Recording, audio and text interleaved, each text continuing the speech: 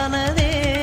காதல் என்ற மந்திரத்தின் மாயம் என்ன, கல்லும் முள்ளும் இப்போது பூவானதே. வானவில்லின் துண்டொன்று மண்ணில் வந்து யாருக்கும் சொல்லாமல் பெண்ணானதே. தென்மேற்கு பருவக்காற்று